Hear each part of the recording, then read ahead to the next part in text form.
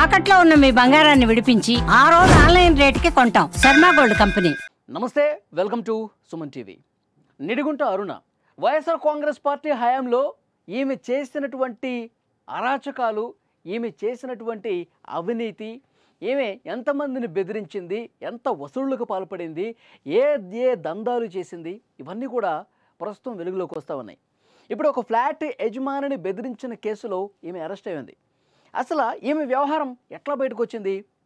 ఒక criminal Srikanth, rowdy sheeter Srikanth, ఆయన arrest అయ్యి జైల్లో ఉన్నాడు. పెరోల్ మీద బయటికి తీసుకురావడంలో కీలక పాత్ర పోషించింది అరుణ. అక్కడ స్థానికంగా ఉన్న ప్రజాప్రతినిధులు, అధికారులు, ఐఏఎస్లు, ఐపీఎస్లు అందరినీ తన గుప్పిట్లో పెట్టుకుని తనకి ఎప్పుడు కావాల్సుకుంటే అప్పుడు తన ప్రియుడు శ్రీకాంత్ని పెరోల్ మీద బయటికి తీసుకురావడం ఈమెకి పరిపాటిగా మారింది.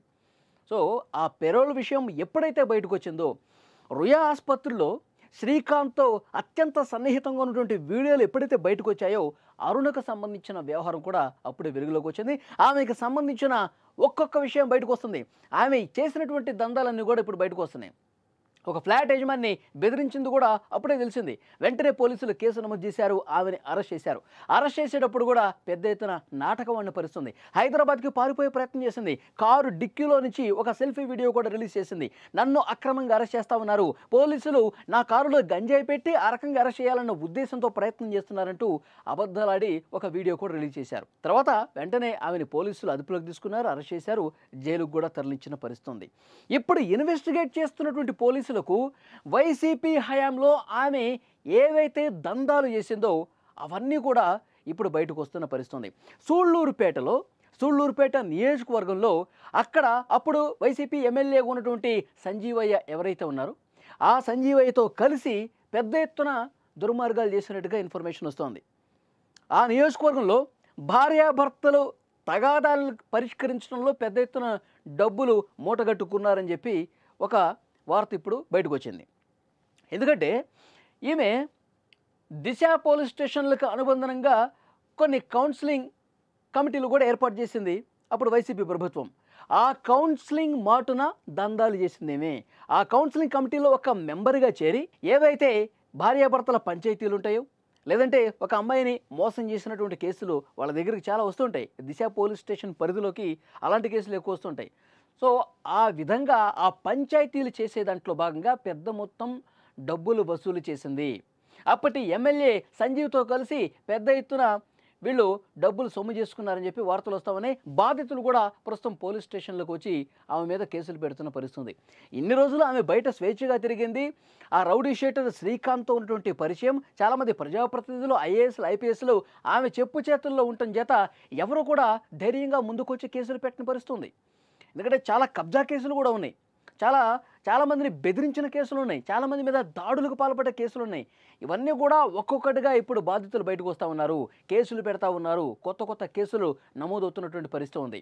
దాదాపు 10 కోట్ల రూపాయల వరకు ఒక్క సూళ్లూరుపేట నియోజకవర్గంలోనే ఆమె అవినీతి దందా సాగిందని చెప్పి సమాచారం. ఇంకొక ముఖ్యమైన విషయం, అప్పట్లో ఉన్నటువంటి ఐపీఎస్లు, ఐఏఎస్లు, ఎమ్మెల్యేలు కూడా పూర్తిగా గ్రిప్లో పెట్టుకుంది. హనీ ట్రాప్కు పాల్పడినట్టుగా తెలుస్తోంది. ఆమె హనీ ట్రాప్కి ఏ విధంగా పాల్పడిందంటే, ఎవరికైనా పని చేసి పెట్టాలన్నా, లేదంటే తన సొంత అవసరాలు ఏమైనా ఉన్నా, ముఖ్యంగా నెల్లూరు, తిరుపతి, చిత్తూరు జిల్లాల పరిధిలో ఏ అవసరం ఉన్నా, ఎవరన్నా పని కోసం వచ్చినా అక్కడ స్థానికంగా ఉన్న ఎమ్మెల్యేలు కావచ్చు, మంత్రులు కావచ్చు, సీనియర్ ఐపీఎస్లు, ఐఏఎస్లని పూర్తిగా లోబరుచుకుని, ఎందుకంటే ఈమె ఎప్పుడూ కూడా వాళ్ళతో మాట్లాడినప్పుడు ఈమెకు ఒక అలవాటు ఉండేది. వాళ్ళ ఫోన్లు రికార్డ్ చేసుకోవటం, వాళ్ళు కలిసినప్పుడు ఫోటోలు తీసుకోవటం, ఏదైనా వీడియో కాల్లో మాట్లాడినవి, వాళ్ళు ఏదైనా క్లోజ్గా మాట్లాడినవి, ఇవన్నీ కూడా రికార్డ్ చేసుకుని పెట్టుకునేది, వీటిని చూపించేది. అప్పటి వరకు తన పని తాను చేయించుకోవటానికి ఎంతవరకైనా వెళ్తుందనమాట. పని కాదు అన్నప్పుడు ఈ వీడియోలని చూపించి, వాళ్ళతో సన్నిహితంగా ఉన్నటువంటి వీడియోలన్నీ చూపించి, బెదిరించి బ్లాక్మెయిల్ చేసి తాను అనుకున్న పని చేయించుకుంటుందంట. ఆ విధంగా హనీ ట్రాప్కు పాల్పడింది. చాలామంది ప్రజాప్రతినిధుల సీక్రెట్ వీడియోలు కూడా ఆమె ఫోన్లో ఉన్నట్టుగా తెలుస్తోంది. పోలీసులు ప్రస్తుతం చేస్తున్న ఇన్వెస్టిగేషన్లో ఆమె ఫోన్ స్వాధీనపరుచుకొని పూర్తిగా రిట్రీవ్ చేస్తూ ఉన్నారు. ఆ ఫోన్లో ఉన్నటువంటి డేటాను పరిశీలిస్తూ ఉన్నారు. ఇప్పుడు ఈ 3 జిల్లాల పరిధిలో ఉన్నటువంటి ప్రజాప్రతినిధుల గుండెల్లో వణుకు మొదలైంది. ఎందుకంటే వాళ్ళకి సంబంధించిన లిస్ట్ ఏమైనా బయటకు వస్తుందా? ఎందుకంటే ఆమె ఫోన్ పోలీసులు స్వాధీనం చేసుకున్నారు, ఇన్వెస్టిగేట్ చేస్తూ ఉన్నారు. మా వీడియో ఏమైనా బయటకు వస్తుందేమో. సీనియర్ ఐపీఎస్ ఐఏఎస్లు కూడా భయపడిపోతూ ఉన్నారు. ఆమెకు లొంగిపోయారు చాలామంది. మా పేర్లు ఎక్కడ బయటకు వస్తాయో, మా వీడియోలు ఎక్కడ బయటకు వస్తాయో, ఇదంతా ప్రభుత్వానికి ఎక్కడ తెలిసిపోతున్న ఒక భయంతో చాలామంది అధికారులు, ఎమ్మెల్యేలు, మాజీ మంత్రులు ఉన్నారు అని ఒక చర్చ వినిపిస్తోంది. సో డెఫినెట్గా ఇప్పటికైతే సూళ్లూరుపేట నియోజకవర్గంలో పెద్ద ఎత్తున కేసులు నమోదవుతున్నాయి. కోట్ల రూపాయల దందా జరిగింది. వాటికి సంబంధించినటువంటి కూపీ కూడా లాగుతూ ఉన్నారు పోలీసులు.